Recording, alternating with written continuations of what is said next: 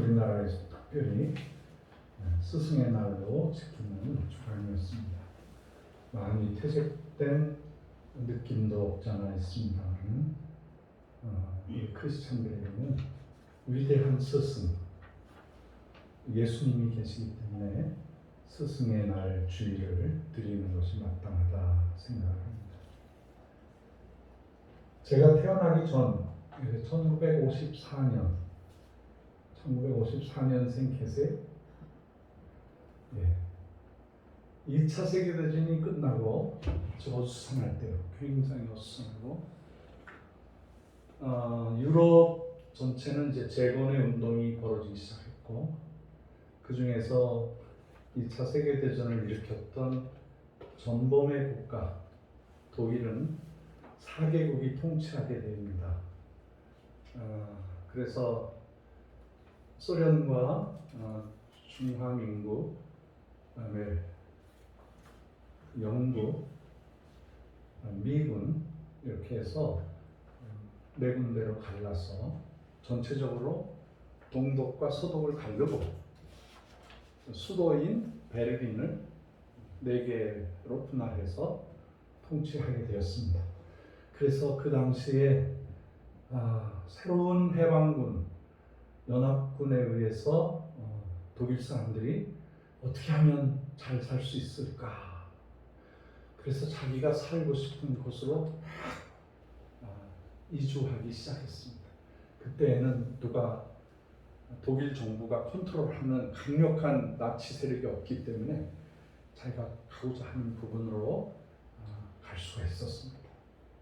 소련이 좋은 사람들은 소련 쪽으로 붙었는데 그리고 대부분은 270만 명이나 되는 동독 지역에 사는 사람들이 전부 살기 좋은 미국과 영국과 또 민주 세력이 있다고 생각하면 서독 쪽으로 이주를 했습니다.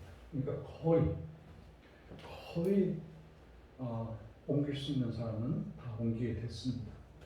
2차 세계대전은 독일 백성들의 남자가 3명 중에 2명이 죽었어요. 여성들도 마찬가지고요. 그리고 마지막 전투에서 소련군과 독일의 전투는 인해 전술로 소련군이 해방군으로 등장을 하게 되었습니다. 유럽 쪽에서 쭉 올라왔던 영국군, 프랑스군, 미군들이 천천히 베를린 수도를 정복을 했고 먼저 소련 군대가 들어와서 붉은기를 높이 들고 해방군으로 자처했었습니다. 근데 소련과 독일과의 관계는 마치 우리나라와 일본과의 관계처럼 앙숙 중에 앙숙이고 애증 관계가 아주 많은 그런 정치적인 역사가 있습니다. 그래서 소련 하면 아주 독일 사람들이 싫어하고 또 좋아하던 시절이 있고 흠모하던 시절이 있다가 증오의 관계로 갈라지게 되었습니다. 제가 러시아를 섬길 때 가면 독일 하면 그 사람들의 감정이 굉장히 컴플리케이트해져요. 아주 복잡해져요. 그래서 제가 그런 걸 많이 이해를 했습니다. 어찌 됐건 많은 동독 쪽에 있는 사람들이 그저 자식들 손붙잡고 서독으로 이주를 했습니다. 베를린이 분할되기 전이에요. 그 이후로도 베를린이 분할되어서 그것이 깨어져서 없어질 때도 어마어마한 사람들이 동독에서 서독으로 이주를 해 왔습니다. 그것이 거의 독일의 역사의 아픔 중의 아픔인데 그런데 그 중에 거꾸로 서독 함부르크라는 지역에 조그만 도시 키엘이라는 항구 도시가 있어요. 제가 거기도 가봤거든요. 거기에 사는 시골교회 목사님 한 분이 태어난 지 6개월도 안 된 어린 딸을 데리고 동독으로 깊이 들어가서 동독으로 가서 자리를 잡았습니다. 그 목사님의 성함이 호르스트 카스너라는 목사님이셨습니다. 이분은 완전히 서독 출신인데 남부럽지 않은 안정된 생활을 하고 있었어요. 그러다가 이분이 동서가 갈라지기 직전에 모두 다 서독으로 오려고 하는데 이분은 조용히 동독으로 갔어요. 제가 이 상황을 경험했어요. 제가 러시아에 들어가서 러시아말 독학하면서 노방전도 하러 다니고 기차를 타고 이곳저곳으로 막 다닐 때 기차에 앉아서 긴 시간을 러시아 사람들과 대화를 했습니다. 성령님께서 인도해 주셔서 대화가 다 알아듣게 이렇게 했어요. 어디서 왔냐? 나 카나다에서 왔어요. 뭐하러 왔냐? 하나님께서 가라고 했어요. 미쳤군. 뭐하러 이런 나라로 왔냐? 우리 전부 나가고 싶다고. 왜 당신 미친 나라에 들어왔냐고. 러시아 사람들이 그렇게 말하는 거예요.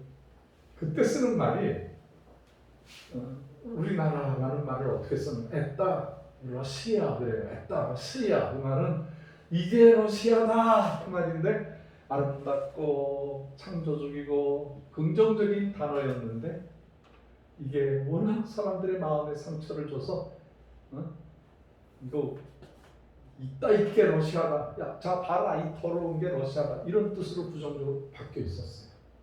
모든 러시아 사람들 입에서 에따 러시아 그러면 욕이에요. 욕. 우리나라 사람들이 우리 민족에 대해서 스스로 자조해서 에휴 역전이 뭐 별 수 있나 이런 식으로 말하는 것보다 더한 단어였었죠. 근데 다행스럽게 그 딸이 이제 겨우 6주네요.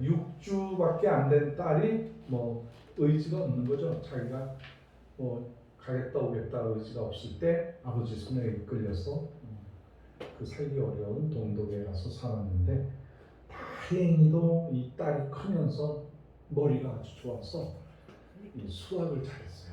물리학을 잘해서 특별히 이 목사님이 어렸을 때부터 신앙 훈련을 시켰고 주로 이제 지하교회에서는 어떻게 하냐면 밤에 그동안에 신실하게 믿음으로 자란 사람들을 산으로 가나 들로 가서 아무도 보이지 않는 시냇가에 가서 거기에서 침례를 주었습니다. 그러니까 침례 줄 때 다 우리가 축하하고 그럴 수가 없어요. 몇몇 사람만 가서 성부와 성자와 성령의 이름으로 세례를 주고 그 사람들만 아는 비밀로 여겼어요.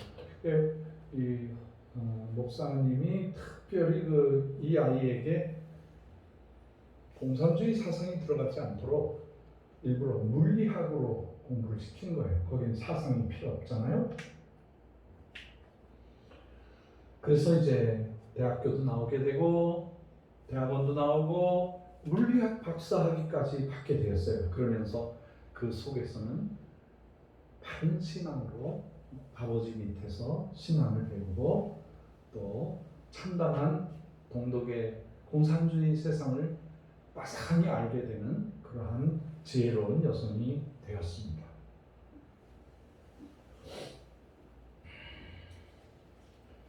그야말로 안락한 생활을 포기하고 교회 없고 공산치하로 들어간 그 카스너 목사님 정말 예수님처럼 낮은 곳으로 임하는 그러한 모습이었습니다. 스스로 죽음을 무릅쓰고 고난의 길과 십자가의 길을 선택한 것입니다. 그런데 놀라운 역사가 펼쳐졌습니다.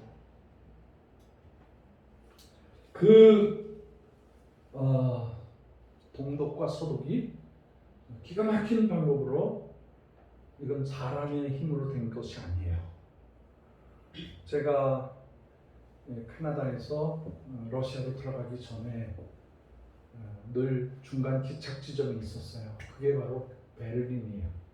왜냐하면 제가 국민학교 6학년 때 저희 누님이 독일로 간호사로 갔어요. 그리고 몇 년 뒤에 둘째 누님도 독일에 가서 독일에서 간호원 생활을 하고 그리고 독일 내용들을 얻게 돼서 완전히 절반 독일 사람이 되어 있었어요. 근데 캐나다 토론토에서 비행기가 떠서 유럽에서 갈아타고 유럽에서 모스크바로 들어가는데 저는 주로 이제 베를린에 도착해서 베를린에서 누님 집에서 며칠 있다가 또 거기 성도들 베를린 임마누엘 교회 성도들의 도움을 받으면서 그 많은 짐들을 다시 싣고 모스크바로 들어가곤 했습니다. 그렇다 보니까 그 번화한 서독의 거리와 또 막 통일된 동독의 그 냄새나고 더럽고 길도 없고 그 멋진 아스팔트와 20세기, 21세기 최고의 도로에서 딱 동독으로 들어가는 순간부터 길에 시그널도 없고 사인도 없고 신호등도 없고 푹푹 빠지고 어디를 한번 찾아가려면 굉장히 힘이 드는 마치 러시아 모스크바를 달리는 그러한 모습이었습니다. 그 차이라는 건 이루 말할 수가 없죠. 통독이 될 때도 이제부터 통일입니다라고 말하지 않고요. 동독의 그 호네커 대변인이 장관 정도 되는 사람이 이렇게 기자회견을 하는데 기자 하나가 물어봤어요. 기자회견을 하는데 장관님 언제쯤 통일이 됩니까? 그렇게 질문을 했어요. 그랬더니 이 동독의 장관이 그거야 뭐 오늘이 될 수도 있고 뭐 언제든지 통일은 우리가 열린 마음으로 기다립니다라고 발언을 했어요. 그랬더니 기자들이 오늘 통일이 되었다라고 썼어요. 그렇게 방송이 나가버렸어요. 그래서 그 소식을 들은 동독 사람들이 와 하면서 베를린 장벽을 넘어가기 시작했어요. 그때 넘어가면 바로 동독 군인들이 총을 빵 쏴가지고 죽여버리거든요. 그래서 그 가시밭길 거기를 넘어간다는 건 생명을 걸어야 되는 거고요. 그리고 지하 터널을 타서 한 사람이 빠져서 서독으로 빠져나가고 그러한 아주 무시무시한 죽음의 장벽이었는데 그 장벽을 막 넘어가는데도 이 동독의 군인들 경찰들이 총을 안 쏘는 거예요. 왜냐하면 발포 명령이 안 났어요.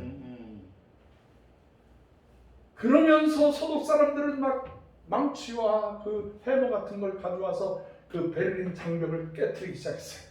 철조망을 걷어냈어요. 막 어서 오라고 막 끌어안고 이산가족들이 환영하고 그 거대한 물줄기를 막을 힘이 없었어요. 그래서 제가 모스크바에 저희 숙소, 제가 섬기는 교회 모스크바 제15병원 근처였는데요. 모스크바라는 큰 도시의 동남쪽에 있는 그 도시인데 거기에 병원을 이렇게 아침에 출근하려면 수십 명의 기자들이 아주 망원 렌즈를 가지고 계속 찍고 있었어요. 그래서 제가 왜 이 사람이 누구냐 그랬더니 자기들도 모르겠다고 갑자기 최근에 이렇게 됐다고. 근데 알고 보니까 거기가 그 호네커가 갑자기 도망온 거예요. 살려고. 그 대사관이 어디였었죠? 그 남미의 그 어느 대사관에 몰래 숨어 들어갔는데 그 사람이 혹시 나타나면 탁 찍으려고. 바로 호네커가 제 동네 옆에 살고 있었어요. 그렇게 해서 통일이 됐거든요. 이게 얼마나 놀라운 일이에요. 그때에 아버지 밑에서 신앙 훈련을 받고 민주주의를 사모하던 이 여인이 그 통독 수상이었던 콜 네, 콜 수상 밑에 들어가서 정치 수업을 받고 앞으로 통일이 되면 그 동독과 서독을 잘 화합시킬 수 있는 그런 사람을 인재들을 청년들을 키워주는데 이 키스너 목사님의 딸이 아주 적합한 동독 출신이지 물리학자이지 그 다음에 성품이 아주 온화하지 모나지 않지 그러니까 금방 동독 그 정치계에 아주 뜨는 혜성이 돼서 스미트 콜 그 수상이 자기가 하야하면서 바로 이 여인을 수상으로 세웁니다. 그 여인이 바로 메르켈, 앙겔라.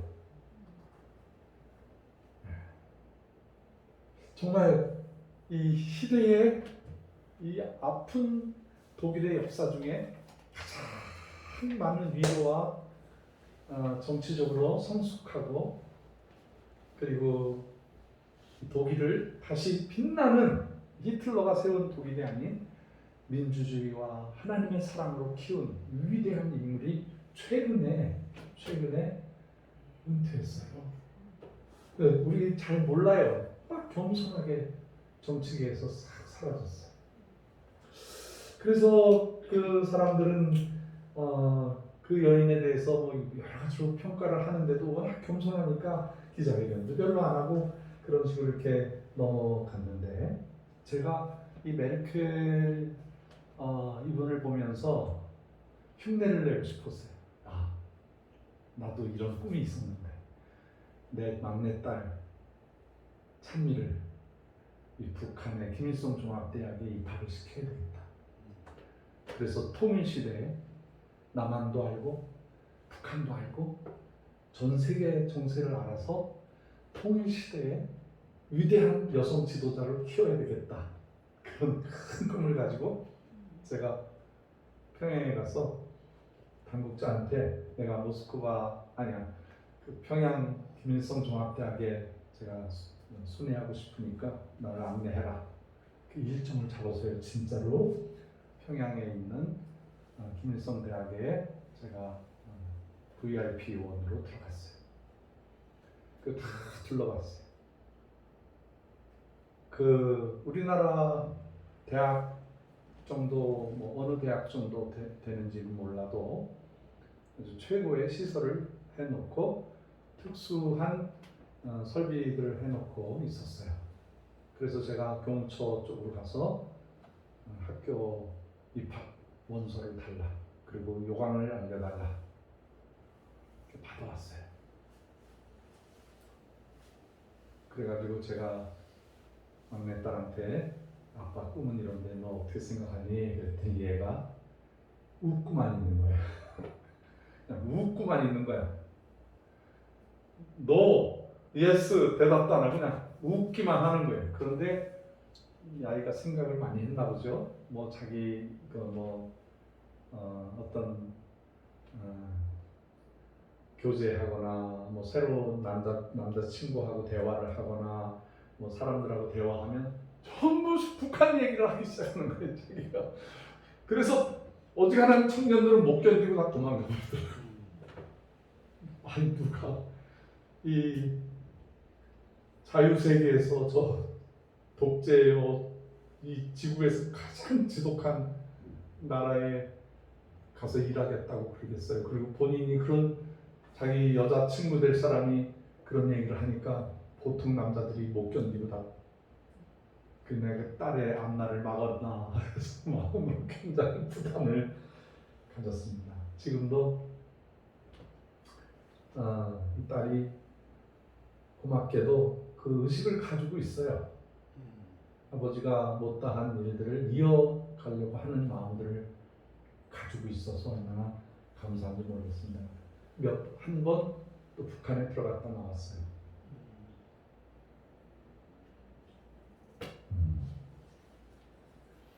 이 메르켈 총리가 마지막 연설을 하려고 나왔더니 그 모든 의회 그리고 베란다에 사람들이 그냥 한 말 없이 6분 동안 박수를 쳐주세요. 기립박수.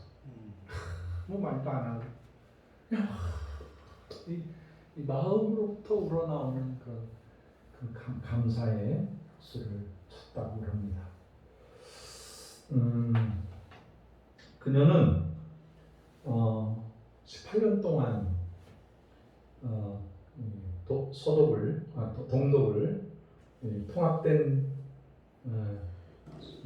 저머니 도이칠란드를 섬겼는데 능력, 수완, 헌신, 성실함으로 8천만 독일인들을 이끌었고 18년 동안 한 번도 비리가 없었다는 거예요.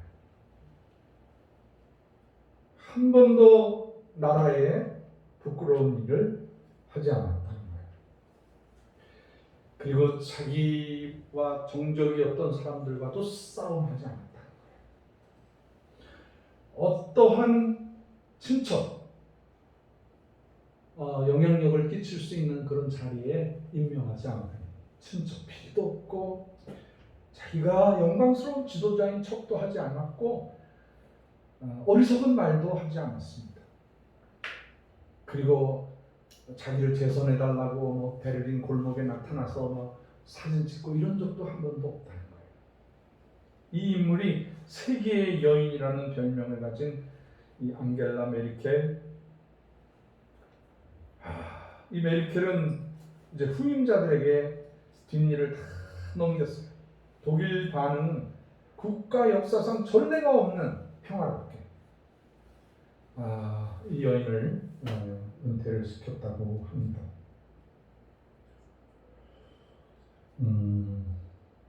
그녀는 뭐 작은 세세한 면에서도 크리스찬의 자각을 가지고 있었어요.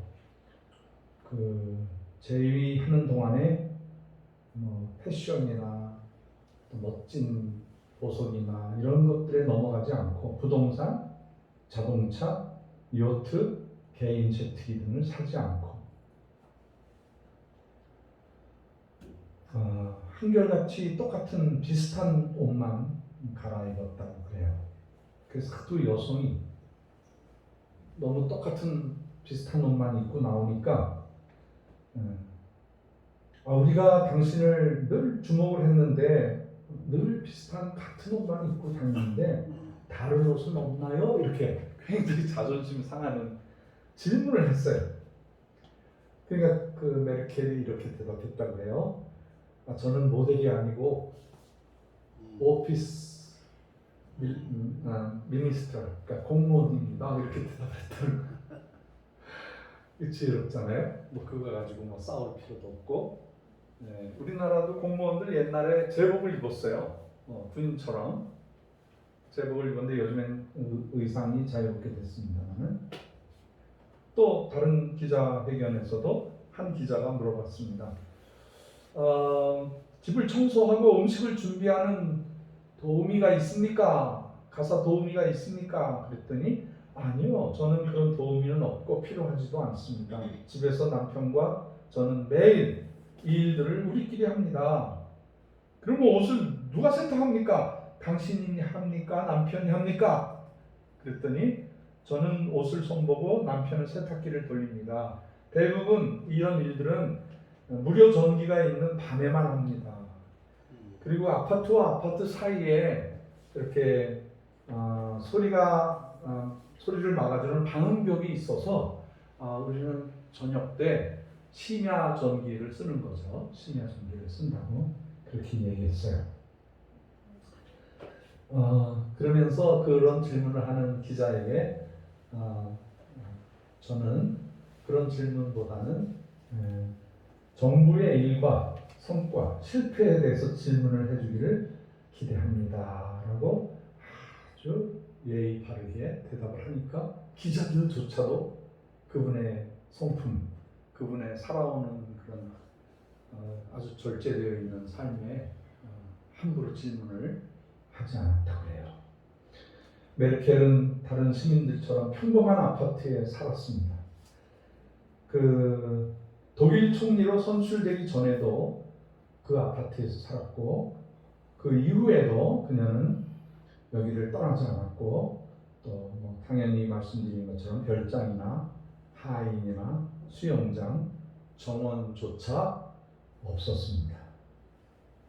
우리가 부러워하는 이 여인이 유럽 최대 경제 대국인 독일의 총리 메르켈이었습니다.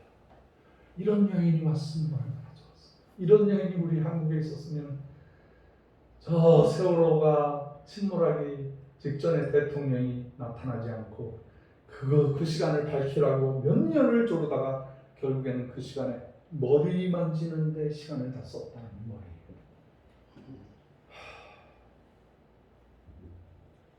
이런 한국의 목사님 자녀들이나 장로님 자녀나 선교사님들의 자녀 중에 이런 절제되고 헌신된 하나님의 사랑이 나타난다면 우리 민족은 반드시 통일되리라고 믿습니다. 통일시대에 이러한 자녀들이 메르켈, 제2의 제3의 메르켈이 나타나게 되기를 축복합니다. 우리 주의 종들이 또 선교사님들, 이 방송을 들으시는 우리 선교사님들이 고국의 좋은 환경을 버리고 자기의 좋은 미주와 여러 좋은 나라의 환경을 버리고 가장 낮은 곳에서 질병이 걸리고 코로나에 걸리고 고통당하시면서 수고하신 그 열매가 여러분들 자녀 중에 우리 민족을 먹이고 통일을 시키고 인류를 먹이는 위대한 자녀들이 나타나게 되기를 주의 이름으로 축원합니다. 아멘. 아멘. 이 메르켈은 아버지가 스승이었어요. 그리고 망한 동독이 스승이었어요. 그리고 흥한 서독이 그녀의 스승이었어요. 우리가 대부분 선교라는 것은 문화의 흐름이 이렇게 밑으로 내려가는 그런 상황에서 이렇게 밑으로 내려갈 때 가서 선교하는 거예요. 내 환경이 좀 낫고 선교비가 좀 있고 더 많이 배우고 환경적으로 뭐든지 하나님의 말씀으로 상당히 수준이 높은 삶을 살 때 그래서 밑으로 내려가서 복음을 전하는 그런 상황이죠.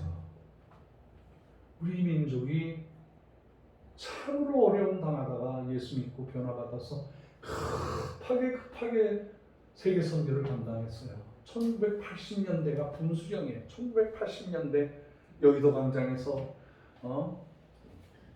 유경수 여사 저격당했죠. 뭐 어려운 일 생기죠. 광주 항쟁이 생기죠. 뭐 그때 우리 민족 전쟁이었어요. 왜 아냐면 제가 그때 군생활을 했거든요. 군생활에서 평한 날이 없었어요. 날마다 비상해. 날마다 비상. 총 들고 나가야 되고 막 줄 서야 되고 그 막 소식이 들려오는 거야. 아무개가 죽었다. 누가 저항 세력한테 죽었다. 그리고 우리 군인 가족들 중에 저 전라도 쪽에 가시는 분들이 잠깐 그 친정집에 갔다가 지옥이라고 이럴 수가 없다고 전쟁 중에 전쟁이라고 그걸 울부짖으면서 얘기하죠. 제가 그 춘천에 있는 여러 부대를 섬겼는데 그 중에 이제 100일 부대 100일 그 야전 병원이 있어요.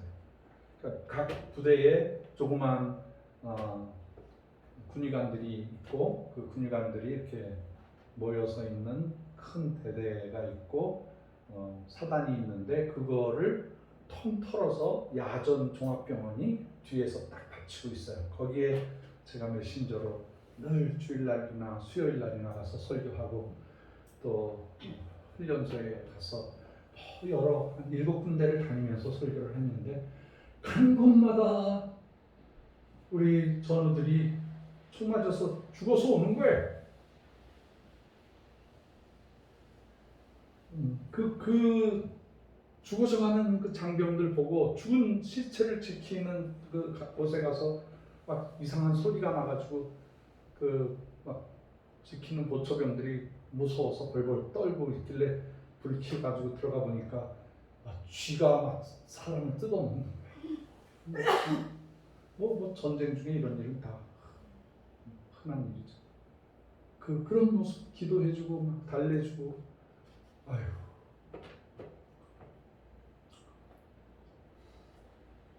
그 와중에 그 전쟁과 같은 청년 시절을 이제 지내면서 제가 나라와 민족을 위해서 어떻게 살아야 되나, 그때 기도 많이 했어요. 이 나라를 하나님 구원해 주세요. 이 나라를 위해서 제가 뭐를 해야 되나요? 하나님 아버지 도와주세요. 그때 제 눈이 이제 주일날이 됐거나 이제 수요일날이 되고 그러면 교회를 가야 되거든요. 근데 비상 전투 막 태프콘 1, 2, 3 막 이런 게 생기면 군에 못 가요. 그래서 나가지 못해요. 교회 어떻게 예배를 드려요? 군대에서.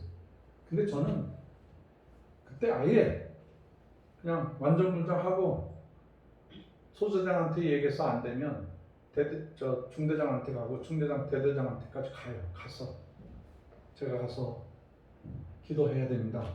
저는 기도하지 않으면 이 나라 망합니다.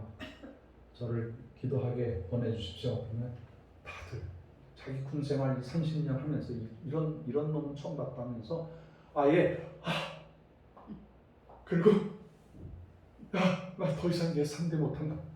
보내. 그래서 군인교회나 민간인교회 가면 아무도 없어. 아무도. 그러니까 저 혼자 예배 드리는 거예요. 저 혼자 설교하고. 날 뭐 건드릴 사람이 없어요. 생명을 걸었기 때문에. 아니 나라와 민족을 위해서 기도한다는데 어떤 놈이 방해를 하겠어? 어떤 놈이 안 된다고 얘기했어요. 그러니까 군생활 할 때 제 눈빛이 선한 눈빛이었지만 주를 위해서라면 뭐 생명을 걸겠다는 자세로 그렇게 했죠. 그것이 이제 다행스럽게 그 군생활 하던 와중에 제가 민족 애국관이 생긴 거예요. 제 안에. 어떻게 나라를 사랑하고 어떻게 이 민족을 선한 곳으로 인도해야 되는가.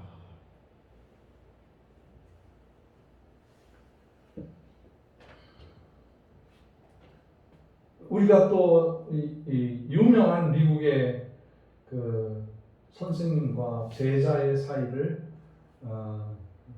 실화죠. 실화.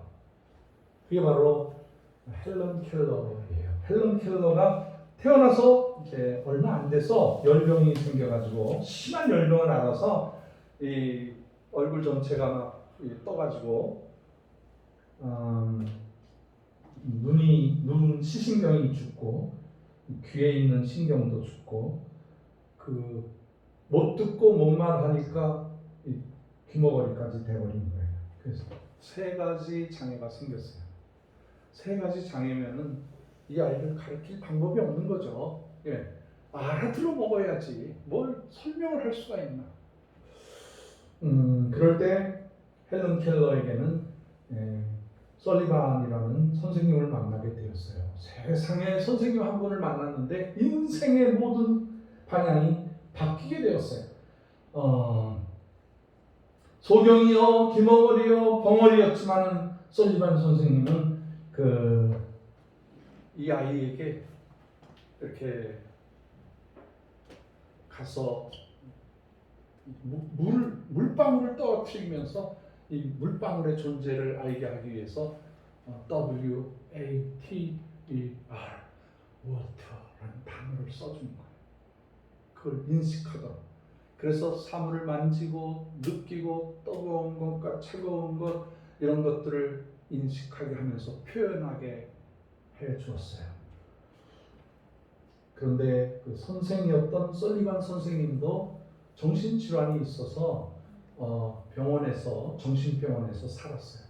근데 그 정신병원에서 아무것도 안 먹고 굶어서 죽으려고 하는 이 아이를 한 간호사가 그 아이에게 맛있는 초콜릿이라든가 이런 걸 자꾸 갖다 놓는 거예요.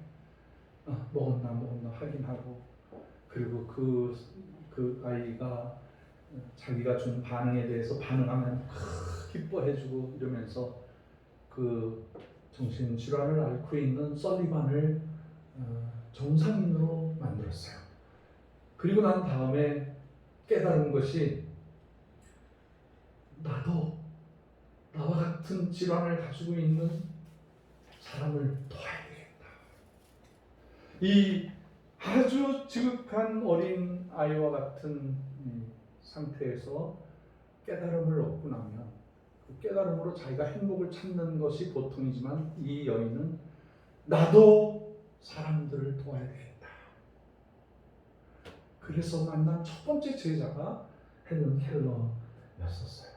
그래서 이 여인의 그 열매가 맺혀서 헬런 켈러는 교육학 박사 학위를 받아요. 그것도 하버드 대학에서. 하버드 대학에서만 3개의 박사 학위를 받아요. 철학 박사, 인문학 박사를 받아요. 그 외에 명예 박사 학위를 40개나 받았어요. 이 여인이 절망 가운데에서 모든 사람들에게 희망을 주는 모습을 보고 모든 대학들이 저런 여인이 교육의 표상이다 그래서 서로 막 주려고 그러는 거야. 우리 대학의 명예 신학 박사, 명예 철학 박사, 우리 대학의 인문학 박사를 좀 해주세요. 정말 우리는 좋은 스승을 만나야 돼. 그 헬런 켈러도 그런 말을 했어요. 사람은 좋은 사람을 만나야 된다. 좋은 사람을 만나라는 거예요. 좋은 사람 만나면 좋은 사람이 된다는 거죠. 우리는 사람을 만나되 덕스러운 말을 하는 사람을 만나요. 우리는 사랑의 손을 가지고 있는 사람을 만나요. 성령의 사람을 만나야 됩니다. 어떤 사람이 인생에서 5가지를 잘 만나야 된다라고 말을 했어요. 5가지가 넘겠지만 이분은 이렇게 말했어요. 첫째, 좋은 친구가 있어야 돼요. 둘째, 좋은 선생. 셋째, 좋은 부부. 넷째, 좋은 직장 친구. 5번째, 좋은 이웃 친구를 만나야 된다. 그 중에 특별히 제자들은 스승을 잘 만나야 된다. 물론 스승도 좋은 제자를 만나야 돼요. 아주 수제자를 만나야 돼요. 이 스승도 선생님도 좋은 제자를 만나야 좋은 스승이 되더라고요. 그렇더라고요.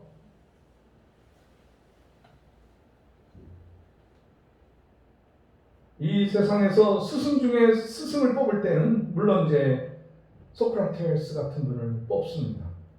이분은 훌륭한 스승이었죠. 그의 제자로는 플라톤이라는 수제자가 있었습니다. 플라톤은 소크라테스를 만난 것이 가장 큰 복이었었죠. 이 소크라테스가 한 말을 플라톤이 다 정리를 하는 거예요. 근데 소크라테스라는 위대한 스승을 제자가 만드는 거예요. 제자가. 소크라테스가 내 자신을 알라. 그런 거 전부 다 플라톤이 쓴 거예요. 네. 예수님도 제자들을 잘 만났어요. 예수님께서 책을 쓰신 건 없어요. 땅에다가 글자 한 자를 썼어요. 가늠하는 여인 돌로 쳐 죽이려고 그럴 때 그때 예수님이 땅에다가 뭐를 쓰셨어요. 뭐라고 썼을까요? 이거를 알아맞히면 신학 박사 받을 수 있어요. 뭐라고 썼을 것 같아요? 누구든지 죄 없는 자. 그러셨어요? 강 목사님은 참 잘하시네. 선생님을 해보셔서. 죄 없는 자. 이게 뭔 자를 썼다는 말은 없어. 없는데 의미는 우리가 알고 있어요. 그 글자를 쓰시고 난 다음에 모든 사람들은 전부 다 손에 돌을 버리고 못 던지고 다 가버렸어요. 그 무슨 글자였을까? 저는 신학생 때 야 이게 도대체 무슨 글자인가? 이거를 밝혀내면은 신학 박사가 된다는데 야 나 학위 이거 받을 수 있겠다 그러고 고민을 많이 했는데 모르죠. 근데 그 개념은 알아요. 아마 예수님께서 이 미천한 인간들이 이렇게 막 사람을 살리려는 사랑의 율법을 죽이려고 그러는 거야. 하나님의 선한 율법을 사람을 보호하려고 하는 그거를 죽이는 무덤으로 만들어 버리는 거야. 얼마나 어리석어. 그러니까 예수님께서 뭐라고 쓰셨는데 그 글자는 아마 제가 생각하기로는 용서, 제가 생각하기로는 사랑, 뭐 그런 말씀. 그 인간의 어리석음을 보고 말은 못하지만 그 단어를 이렇게 쓰시지 않았는. 그러니까 예수님은 제가 얘기하고자 하는 것은 예수님은 책을 썼어요, 안 썼어요? 안 쓰셔서 누가 썼어? 제자들이 쓴 거예요. 훌륭한 제자들이 쓴 거예요. 그러니까 예수님이 최고의 스승이지만 그 제자들이 그 감동을 받은 걸 가지고 사복음서, 마태, 마가, 누가, 요한복음을 쓰고 사도행전을 쓰고 그리고 예수님 부활하신 예수님을 만난 바울은 바울 서신 바울의 그 편지를 써서 성경에 13가지 혹은 학자에 의해서 14가지 성경이 나오는 거예요. 훌륭한 스승을 만나.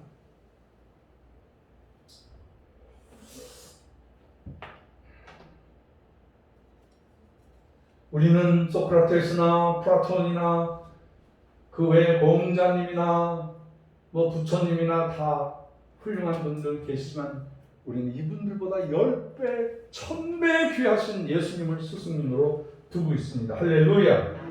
우리는 최고의 인생 최고의 스승이신 예수님이 스스로 내가 선생이다라고 말했어. 내가 너를 가르쳐. 그러면서 그 선생의 자격을 어떻게 표시를 하냐면 물을 떠다가 수건으로 동일 이게 허리에다 매시고 제자들의 발을 씻어주면서 너희가 섬김을 받기 전에 먼저 섬기라. 이 최고의 스승.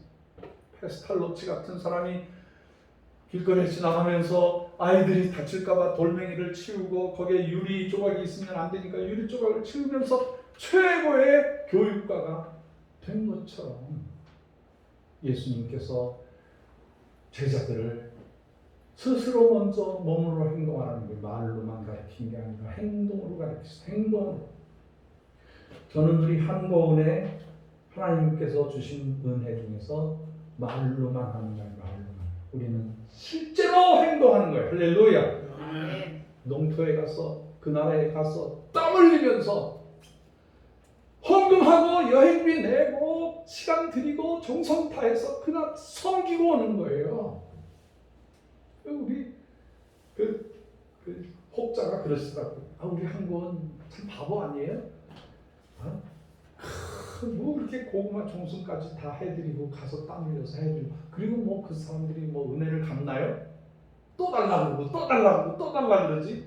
한국은 바보 아니에요? 그러는 분들 계셔요. 나도 그러고 보니까 참 바보야. 바보야. 이거 해주면은 한 뭐 절반 내수요. 헌금 절반 내수요. 이런 말 한 번 못해.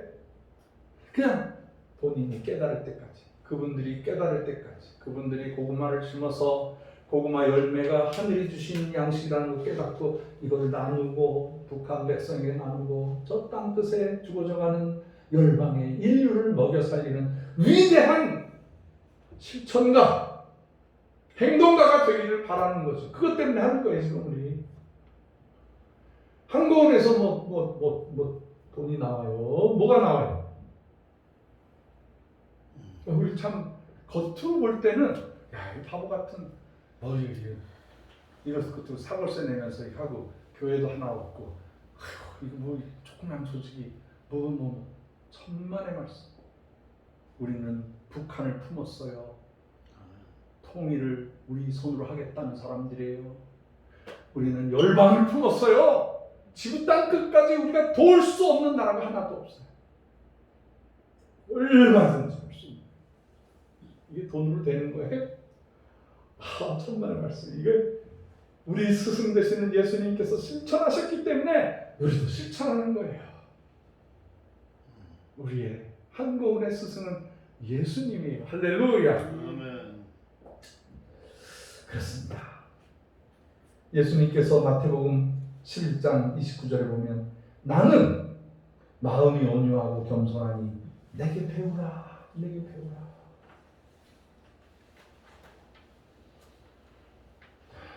예수님께서 제자들에게 나를 스승으로 인정하는 것 옳다. 옳다.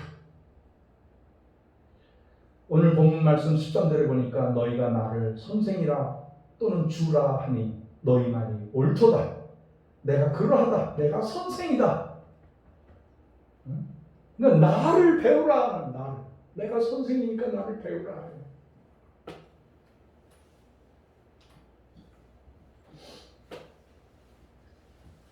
우리가 예수님을 배워야 됩니다.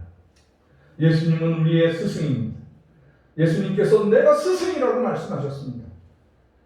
인생의 영원한 스승은 바로 예수님이십니다. 우리가 수고와 충성과 봉사와 복음화 사역과 남북통일과 세계선교 다 감당할지라도 끝에서도 우리의 스승은 예수님이십니다.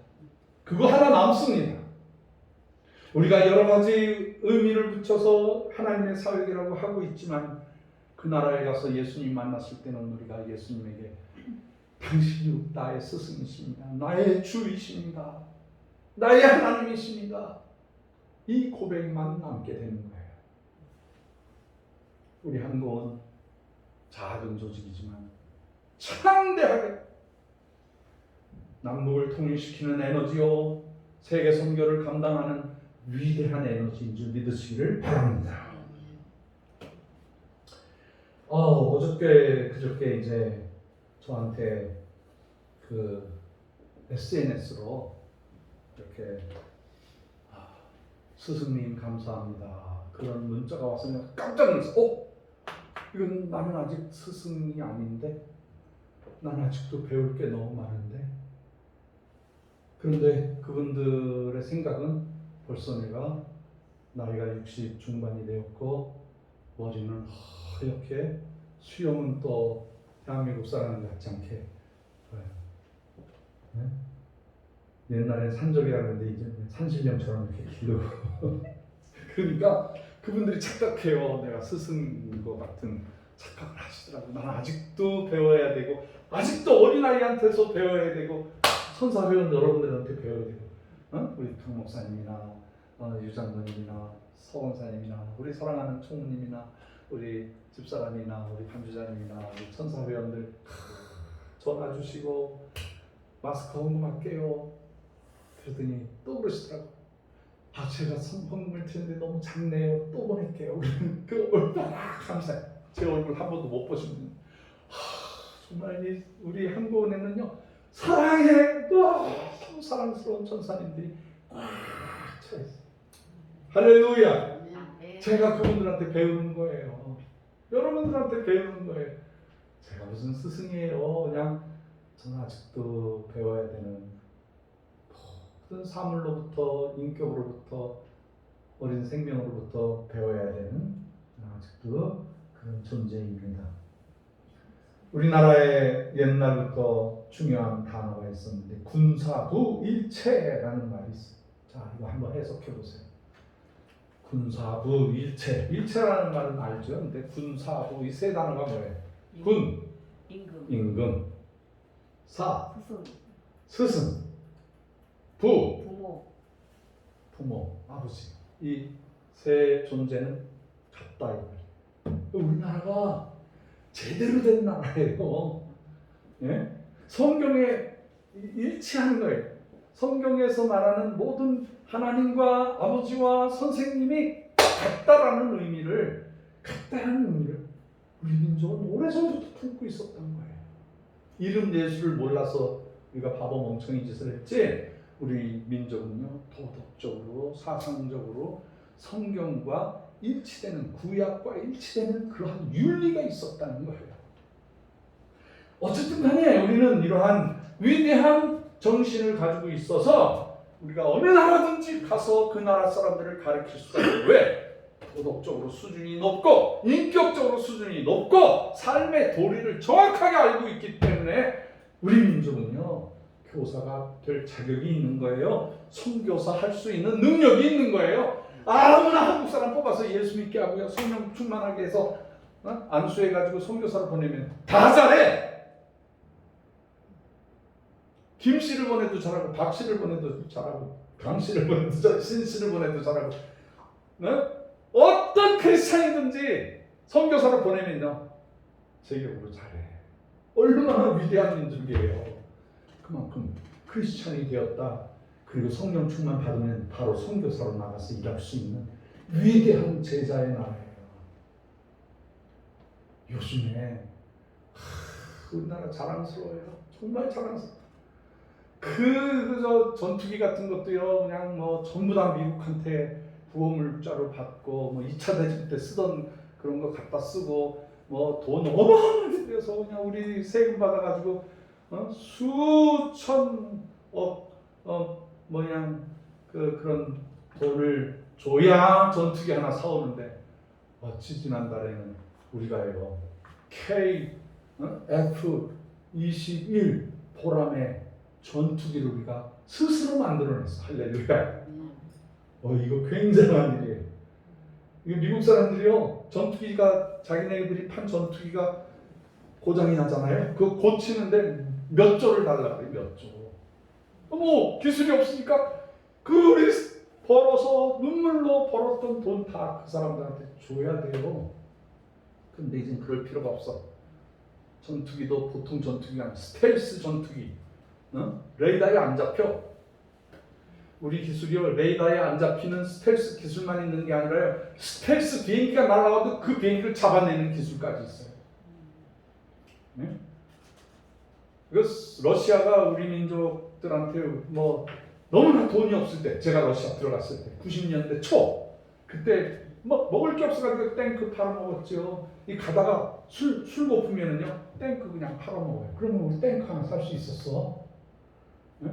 그때 우리 김홍성 목사님 외교관으로 와가지고 블라디보스토크에서 아주 잘해서 미국 러시아의 모든 그 전투 그런 그건 대회니까 좀 조심해야 돼. 미사일이나 항공모함이라든가 뭐 이런 거 다 너희들 돈 없지? 야 이거 줄게. 그래가지고 다 가져왔어. 그때에 이제 우리가 러시아 항공모함을 가져왔는데 그거 뭐 고철로 팔아먹을 요량으로 가져왔다고는 하지만 그걸로 항공모함의 기초 모든 기술을 다 깨달은 거예요. 그리고 제가 독일에 가서 집회를 하는데 그 함부르크 옆에 가면은 그 잠수함 기지가 있어요. 그 동네 이름이 뭐죠? 브렌넨. 역시 참 머리로는 못 따라가겠어. 거기 가면은요 이 우주 항공 기술이 있고요. 2차 세계대전 전에 그리고 잠수함 U2 잠수함을 만드는 기지가 있었고요.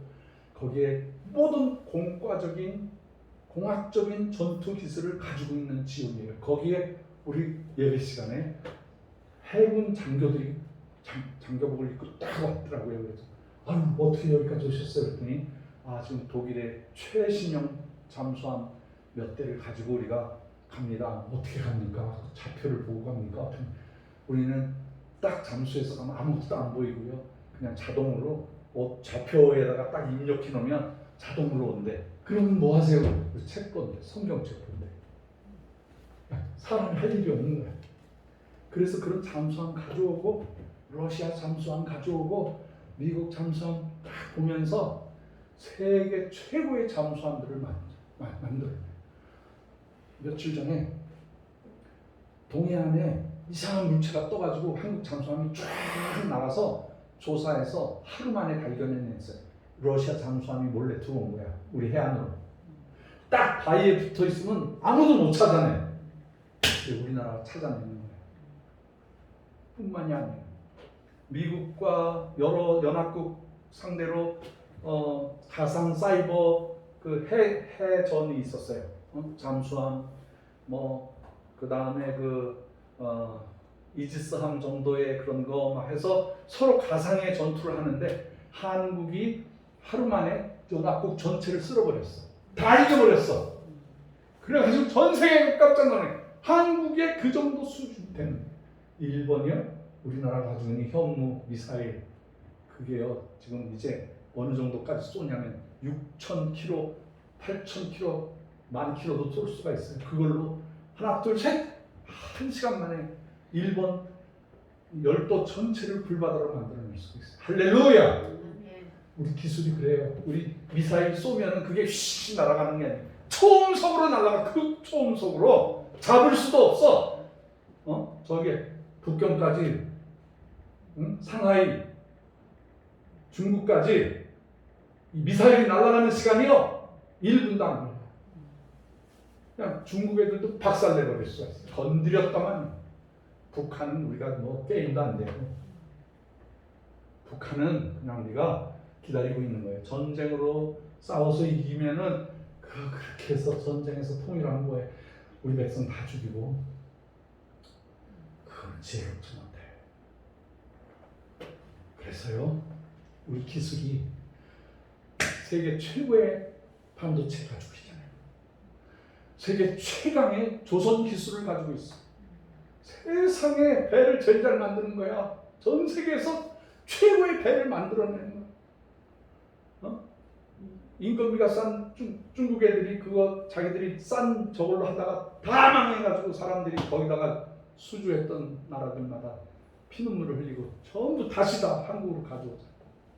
일본 못 따라와. 일본 소니를 제끼고 난 다음에 일본의 모든 기술은 전부 한국이다. 이미 접수를 했어요. 못 따라와 일본이 지금. 미국도 제발 우리 한국 기술이 좀 들어와서 우리 좀 살려달라고 그러잖아요. 이번에 바이든인가? 바이든이 세상에 바이든. 그래가지고 제발 좀 우리 미국 좀 도와달라고 지금 삼성 들어와 달라고 그러지. SK 들어와 달라고 그러지. 자기 나라 들어와서 일해달라. 한국이요 점점 앞으로 한국이 세계 최고의 국가가 되는 줄 믿으시기를 바랍니다. 그런 성숙한 우리 민족이 됐을 때 이 성숙한 우리 민족은 결과적으로 북한을 끌어안게 되는 것이고 결과적으로 열방의 모든 나라들을 사랑으로 성경으로 섬기는 민족이 되게 될 것입니다. 저는 이러한 꿈을 나의 스승 되시는 몇 분에게 들었어요. 그분이 누구냐면은 제 청년 시절에 제 멘토였던 김중건 목사님이에요. 김중건 목사님이 우리에게 늘 단추 하나 만드는데도 그 단추 하나 한국제 단추가 들어가면 세상에서 최고로 좋은 단추가 되게 해주시고 한국 사람이 만든 것은 전 세계 인류 제품이 되게 해주시고 그때 우리나라 수출도 제대로 못할 때 그 꿈을 주시는 거야. 꿈. 우리가 세계 인류 국가가 되어서 섬기는 나라가 되게 해달라고. 통일해야 된다고 얘기하시고 그러면서 저를 개인적으로 부르셨어요. 그게 이제 저에게는 개인적인 간증인데 제가 러시아에서요 시베리아에 갔더니 이따가는 녹용 곰의 이걸 뭐라 그래? 웅담을 얻었어요. 이건 보니까 진짜 이제 웅담을 조사하는 5가지 방법이 있어요. 딱 웅담이 진짜인지 아닌지를 알려면 바늘 같은 거 뾰족한 걸로 딱 띄어가지고 그거를 물에다가 탁 띄우면 가짜는요 푹 하고 썩은 물을 품으면서 이렇게 가라앉고 진짜는요 이걸 딱 하면 돌아 싹 녹아버려요. 그리고 이거를 또 탁 띄어가지고 웅담 팔러 온 사람 여기 눈에다가 집어넣어 가짜는 막 눈이 부어버려. 이렇게 충혈. 진짜는 눈이 깨끗해져. 그 다음에 그 향 냄새. 하도 제가 웅담을 많이 취급을 했어요. 웅담을 가져온 분들이 시베리아에서 오신 분들이 내 소문을 듣고 다 오는 거야. 근데 다 골라내는 거지. 가짜도 많은데 진짜도 있어. 근데 그걸 우리 김일권 목사님 허리가 젊었을 때 공산당들한테 뚫겨 맞아가지고 허리도 아프고 막 쩔쩔매신다 그래서 그걸 싸들고 갔어. 그리고 겨울에 산기도 하실 때 필요한 러시아 털 모자 해가지고 전달해 드렸더니 그게 고마웠던가 봐요. 그걸 먹고 나왔어. 그래서 따로 한번 만나자고 해서 저기 지금은 없어졌지만 올림피아 호텔이라고 거기가 이제 불광동 가기 전에 그런 호텔이 있어요. 평창동 뒤로 가면 거기서 이제 조찬을 하게 되는데 저를 붙잡더니 막 우시더라고. 이 어른이 되면 눈물이 많아진다는데 이분이 뭐 제가 거기에 줄기도 아니고 격가지거든. 저 끝에 있는 김 목사님 말씀 사모하고 좋아하는 격가지인데 저를 붙잡고 우시면서 내가 1980년대에 하나님으로부터 선교사 헌신하는 사람들을 10만 명을 주셨는데 왜 요새 2만 명밖에 안 되느냐. 내가 선교사로 나가야 되겠다고 그러면서 저한테 중요한 말씀을 하셨어요. 박형서 선교사 10만 선교사 시대의 향도가 되라. 뭔 말인지 모르고 그냥 아멘 그랬는데 나중에 그분이 그 말씀하시고 1년 뒤에 소천을 하셨어요. 근데 장례식은 못 왔어. 모스크바에서. 그래서 이제 그 향도라는 뜻이 뭔가 이렇게 보니까 어떤 행진하는 그룹에서 계급이 높은 것도 아니고 뭐 저거 잘난 것도 아니고 이렇게 행진하는 그 그룹 중에 모퉁이에서 방향을 조절해주는 사람이에요. 향도. 그러니까 전진하는 속도, 방향의 향방을 조정하는 향도가 되라고 그러시더라고요. 10만 선교사 시대를 열어라 이 말이에요. 그래서 그게 막 너무 놀래서 그래서 제가 선교에 미쳤었어요. 선교사 큰 선교사 모병관 가는 것마다 청소년들 뭐 어떤 교회든지 가면 선교 초청하고 선교사로 헌신하라고. 신학교에 가서도 제 모교에서 초청했을 때도 가가지고 그 신학생들 2,300명이 모였는데 하나님 아버지 10분의 1만 주세요. 2,300명 중에서 10분의 1은 몇 명이 선교사가 될 수 있어요. 230명 선교사로 가. 그래서 선교 헌신 시키는 거예요. 그래서 제가 막 이 불타는 선교 모병관으로 살았어요. 그분이 저한테 인생의 어떤 좌표를 준 거예요. 좌표를. 지난번에 이제 제가 중학교 때 저를 키워주신 감리교회 목사님이셨던 이우균 목사라고 있었어요. 이우균 목사가 돌아가셨어요. 그분이 저에게 큰 멘토셨고 김준원 목사님, 그 다음에 제 평생에 저를 돌봐주시고 뽑아주시고 장학금 대주시고 결혼하는 거나 선교사 가는 거나 모든 면을 전부 매니지먼트 해주신 저의 아버지 같은 목사님이 계셨어요. 그분이 바로 천화동 성결교회 안창문 목사님이에요. 그분이 저를 장로교회 다니고 있는데 저를 뽑아가지고 끌어버렸어요. 성결교회로 오라고. 내가 너를 평생 후원하겠다. 그래 그 약속을 지키셨어요. 그 서울신학대학에 집어넣으시고 군에 갈 때나 뭐 할 때나 집사람 만나는 것도 그 우리 안 목사님이 다 이렇게 연결시켜 주시고 지원해 주시고 뭐 제대하고 난 다음부터 그 선교사 제가 러시아에 갔는데 러시아까지 찾아오셔서 기도해 주시고 카나다에 있을 때도 카나다에서 돌봐주시고 제가 한국에 고국에 돌아오면 아무한테도 얘기 안 했는데 안 목사님 벌써 저한테 전화해가지고 선교사 왔어? 밥 먹자. 제일 먼저 불러주시는 거예요. 아휴 내가 안 목사님한테 보고 안 하고 고국에 들어왔다가 그냥 걸리는 거예요. 안 목사님의 레이더에 다 걸려. 그 어른이 이번 이른 봄에 돌아가셨죠. 소천하셨어. 그 어른이 참 그런 분이 저에겐 스승이에요. 스승. 나는 행복한 사람이야. 우리 유경선 장로님 같은 이 귀한 어르신을 만나서 스승 목사를 키워주시는 분이 목사, 선교사를 키워주시는 분.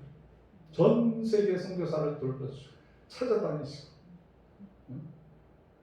우리가 코로나로 예배를 못 드리고 있는데 드립시다.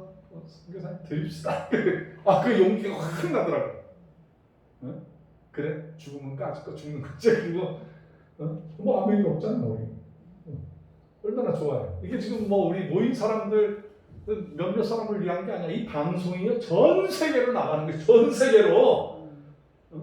아니 혼자서 뭐 SNS에서 뭐 너튜브도 해가지고 그러는데 지금 이게 관중이 얼마나 돼? 예? 아멘 부대가 얼마나 많이 돼? 얼마나 감사해. 이 굉장한 역사. 이게 온 세계로 다 나가. 감사해. 저는요 이러한 사랑을 받았기 때문에 저도 선교사가 돼서 교사로 또 스승이 되어서 선교지에 가서 흉내를 낼 수가 있는 거예요. 나를 가르쳐 주신 분들 때문에, 나를 위해서 기도해 주시고 사랑으로 어떻게 살아야 된다는 걸 가르쳐 주신 선배님들 때문에 제가 선교사를 감당할 수 있었어요. 그래서 다음에 시간이 되면은 러시아에서 선교했던 얘기도 좀 해드려야지. 너무 많은 에피소드와 감동과 제가 사람이 되는 선교사로서 이렇게 가치가 있는 삶을 살았구나. 내가 부모도 처자식도 남모노아라 하고 선교지에 가서 평생을 이렇게 살았는데 그 내면에 그렇게 인도하게 해주신 영원한 스승 예수님과 예수님의 제자들, 그 이 시대의 위대한 주의 종들 덕분에, 그 스승님들 덕분에 제가 오늘날 한국의 사역을 감당하게 되었습니다. 감사합니다. 여러분들이 저의 스승이고요. 아침에 해가 뜨는 게 제 스승이고, 꽃이 피고 바람이 불고 오늘같이 비 오는 날, 이것도 얼마나 감사하고 축복인지 모르겠어요. 하루하루가 그 아침의 신선함을, 아침은 선한 것을 제가 깨달았어요. 저는 아직도 열심히 인생을 배우면서 살도록 하겠습니다. 기도하겠습니다. 걸어가시고 자리로 오신 하나님 아버지 감사합니다. 한국을 키워주시고 이 작은 몸짓이, 작은 행동이 주요 북한을 통일하는 매듭이 되게 하시고 단서가 되게 하시고 세계 선교사님들을 조용히 강력하게 지원하게 하시고 한국 강산이 주의 동산이 되게 하여 주시옵소서. 세계 최강의 사람으로 먹이고 살리고 구원하는 저희 모임이 되게 하여 주시옵소서. 이번 주간에 있을 사랑의 성길들 위해 주여 함께 해주시고 지치지 않게 하여 주시옵소서. 새 힘을 더하여 주시옵소서. 예수님의 귀하신 이름으로 기도하옵나이다. 아멘.